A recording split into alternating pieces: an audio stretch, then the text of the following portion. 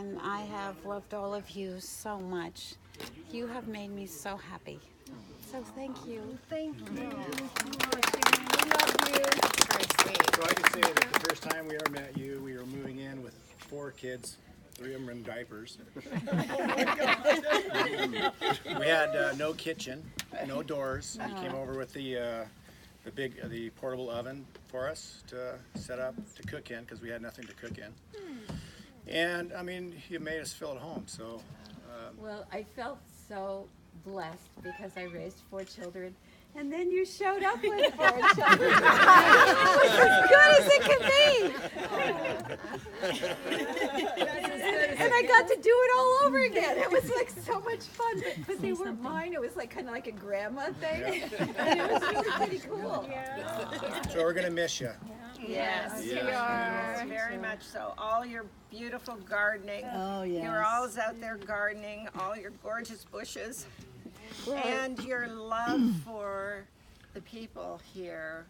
When Cindy went through all the tragedy that she went through, how wonderful you were to get everyone together here to help out and have things ready for her. But everybody did. Yeah, and, but you were the organizer, and sweetheart. the boys were such an addition to our family here when they were here.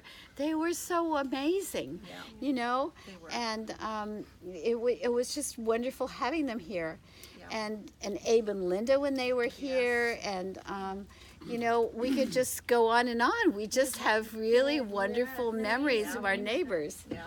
And blessed. funny stories. You know, I remember the first time. So before Daryl and Shelley came in, a family was renting across the street, and the dog I had at that time was a rescue dog. He was a 110-pound Labweiler. Oh my gosh. And his name was Max, and he was this tall, and he had probably, my dad said, he had been a drug runner's dog because he hated UPS trucks, he hated post office trucks, he hated anything that looked like the government, and he was like totally paranoid about guys. So anyway, so Max, I couldn't even take him to doggy daycare. My other dogs went to Tails a Wagging, but Max was not acceptable with his behavior. So I had him on this short leash, and he could never be off his short leash. And so the couple that were here were building in another section. And the husband was home, and the wife was an engineer who traveled all over the world. So she was away. So they had 2 little kids that were preschoolers. And one day I was out working in the back, and the 3-year-old little girl came over, opened my front door, walked in. She could look Max in the eye, you know. I mean, that's how little she was. But she was like an alpha. And so Max followed her through my house to the back door so she could find me because she wanted a popsicle. And so, so that was a couple before you. And then the only other person that ever walked through my house was Linda Lockshin, who lived right down there. And Linda, one day she came over to get flowers. And she knew I had a lot of flowers in the garden, and she was doing something and she wanted flowers. And so she opens the door, and Max is right there, and I'm in the garden in the back. Max follows her through the house. He would have ripped the guy apart. But this little girl and this woman were alphas apparently. So anyway, so she was not happy with a lot of other females that came into my house. Bobby Dolph was one of them, who was one of my best friends. But you know, so I have these like wonderful memories, and then I have a few scary memories. There was one day that Cindy would remember that in front of my house, where you now see that, my former house, where you now see that cedar on the right side of the driveway, there was a previous cedar there, and there was a car parked. Oh, I heard this one. Remember? It had to do something with somebody that was in my house, didn't it? Yeah. And the incredible thing is, it was one of those La Nina winters, and that cedar smashed that Mercedes-Benz to the ground. It was a forest green. It was a forest green Jeep. Was it a Jeep? I thought it was a Mercedes, but But it was the exact color of the tree. And my daughter was going to UBC at that time, and she saw all this under there, or she saw the tree down, and she called me later. I said, Crystal, did you see the car under the tree? She said, no, I didn't see the car. I said, well, yeah. And then I got a call. Do you see anything? The car was totally smashed under that tree.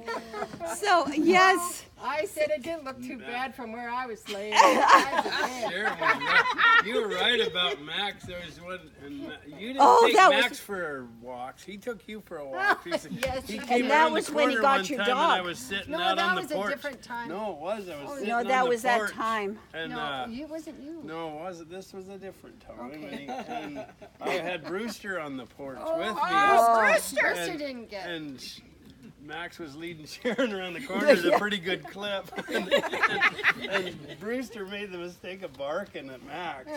But Brewster was a wimp. And Max was off the leash and beelining right for us. I barely got the Brewster around the neck and scrambled in and got the door shut just in time to save us both. Oh my gosh! It was Max was like he was my worst nightmare. I tried so hard to save that dog. One day I was out walking him up to Wood Duck, from Canvasback to Wood Duck. We make the turn. I'm holding on to Max with both, and like Max weighed 110 pounds, so he was like a little smaller than me, but he wasn't like a whole lot smaller than me. A little bit stronger. and he was really strong because he was roddy. His whole body was roddy, so he was like really strong, and I'm not. So we round the corner, and it's an icy, snowy day, typical winter day here, and some dog from the next street up comes roaring out at us. And I'm thinking, this is a suicide dog. This dog has a death wish. So I wrapped both of my arms around Max, and I went like down like I was going to be a sled dog, and he was going to pull me, and I thought I could hold him, and I broke 2 fingers. But I saved the dog. So it's mainly been a lot of fun, but with my dogs, it hasn't always been really perfect. Well, I have to say, Sharon, you are the most generous person, inside and out. You always care about people and animals, and you've shown that to your neighbors all along. And we've only been here 15 years, but you've shown us such. Every time we have a party, you've shown so much gratitude, and you've been so generous with the way you cook. Look at that salad she brought today. It's unbelievable. Well, but You're you amazing. guys. No, this is about you. No, but when I had that peeping Tom, when I had that period.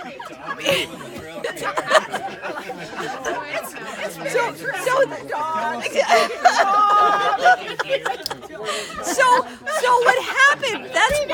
That's why my house is full of cameras, and there's cameras all around my house. It looks kind of like a fortress, because there was a time when I had this weird set of experiences with somebody coming around looking in the windows at night. And it was really, really, really scary. So the person who stood up and said, you can call me in the middle of the night, 24 hours a day, 7 days a week. John. John said, Let's hear it for Johnny. I kept the DeWeber's phone number right by my bedside because I was like so scared. And the one night He was well armed too. I bring my gun. And he even set a camera in the woods at one point before I got my cameras. He even set a camera in the woods to help me. So one night in the winter, it was like really funny. It's another Max story. So one night in the middle of the winter, the guy comes against my bedroom window and right by my bed, and he falls against the window. And so it woke me up. Don't worry, neighbors. It doesn't happen anymore. He's like he's gone. The guy is gone. But so what happened was, I thought about calling John, but it was like 2:00 in the morning, and it was snowy and icy, and I said, no, I'm not going to call John. I'm going to call 911. So I called 911. So this is like a really good story because 911 is really nice. At 2:00 in the morning, they stay on the line with you. It takes 11 minutes for the cop to get here. So during the 11 minutes, she stayed on the phone with me. She said, you just sit on the floor there, and I'm going to be with you. And so she did. And so then the cop came. So the cop is walking around the outside of the perimeter with the flashlight. And Max sees the flashlight. Max? Oh my God. Ballistic. He went totally ballistic. He's like, he just was out of control running around the house doing this Max thing. So the cop checks the outside. He sees the footprints. He tells me, yeah, this is a real thing, and I'm glad you called me. So he comes to the front door, and he knocks on the door, and I had to put Max away. So I put Max away. I opened the door. He said, lady, if you think anybody is ever going to come in here, you are out of your mind. You have nothing to worry about. Tinkerbell? So Comcast, who is like, they're like Tinkerbell. they're like the